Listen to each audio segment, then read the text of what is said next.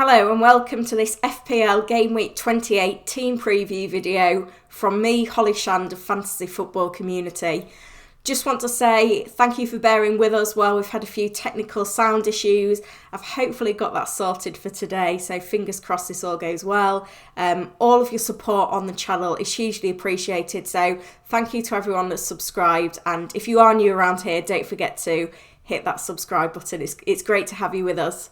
If I start off by having a look at how things went in game week 27, then it was looking like a really poor game week for me at the beginning.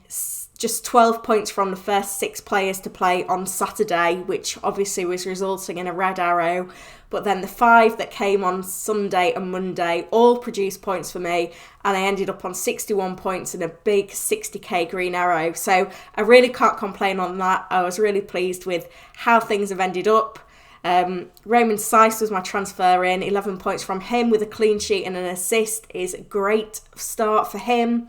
And then Dominic Calvert-Lewin got a goal, and he should have got more in that game. He's getting so many chances for Everton right now, and even though the fixtures are looking tough for the Toffees, I'm happy to hang on to him for now. And then my Liverpool triple up, they're just so dependable right now. Liverpool didn't keep a clean sheet, but Alexander-Arnold still managed double digits. His returns have just been ridiculous over the last 11 game weeks, I think it's now, since he last blanked. And, you know, having Salah and Mane is a huge differential for me at the moment. Many managers doubled up on the defence or with Firmino instead. So I was really pleased that both Salah and Mane delivered.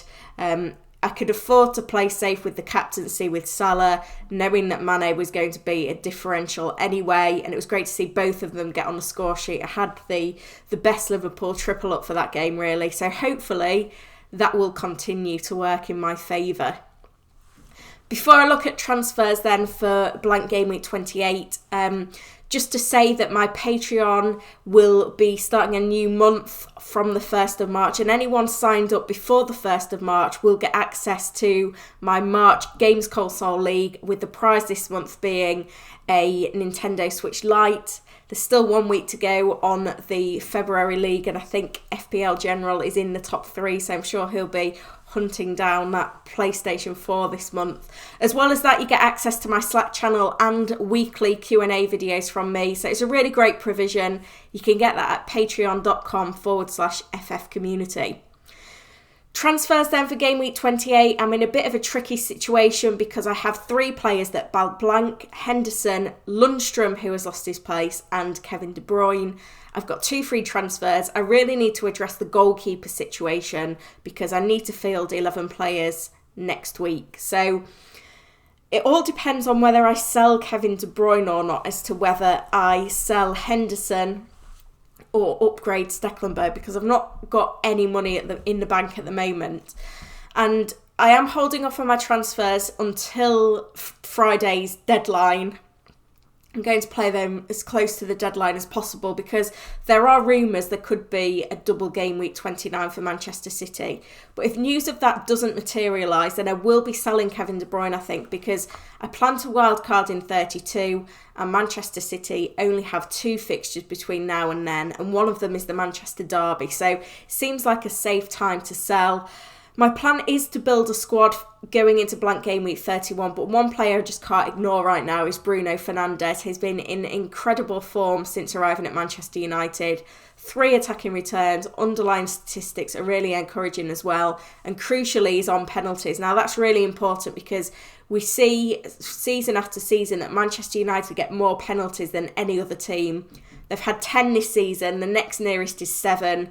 And the fact that he's on penalties means that it's an extra source of points. So I'd like to make the move from Kevin De Bruyne down to Bruno Fernandes, and that will free up some funds to upgrade Stecklenburg.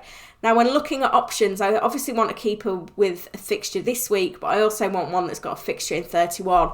And at the moment, the pool of teams that definitely have a fixture in 31 at the moment are Burnley, Wolves, Bournemouth and Watford. Now, I've already got a Burnley defender and a Wolves defender, so they are probably the teams I'm looking at, but I am going to have to double up on one of those teams. So I could go Nick Pope or I could go Patricio.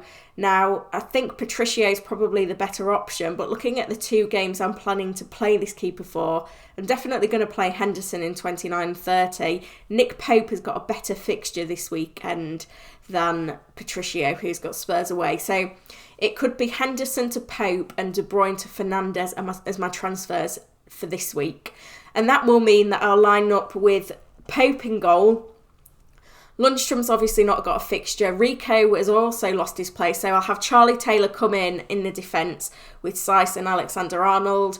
Maddison, Fernandes, Salah and Mane in midfield, and then I'll have Ings, Vardy and Calvert-Lewin still up front.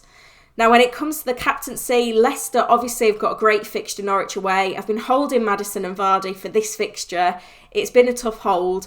The fixtures are turning for Leicester now, so hopefully they bring some points this weekend and I can continue to hold them for a bit longer. If not, I'll be rage transferring them out for too long, I'm sure of that. Danny Ings, I was really disappointed to see him blank against Aston Villa, and he was someone that I had in the captaincy conversation last week. And this week, West Ham United away is a decent fixture again, but I don't trust Danny Ings right now after him blanking in that Aston Villa game. He had plenty of chances, but he didn't manage to find the back of the net. And I feel like it's a bit risky going against Liverpool at the moment when they have been so consistent. They love playing against Watford. I think they've won 6 of the last 7 games, and we've seen results like 5-0, 6-1, 3-0. You've got to back either Salah or Mane in this. Now, as I've mentioned already, having Salah and Mane is a differential at the moment. So I think with that, there's no need for me to gamble on Mane for the captaincy. I think I can go with Salah. It's very difficult to split them. I did think that Mane probably looked better against West Ham, but Salah always has that allure of penalties. And, you know, Mane has only just come back from an injury, so Salah does seem just a little bit safer.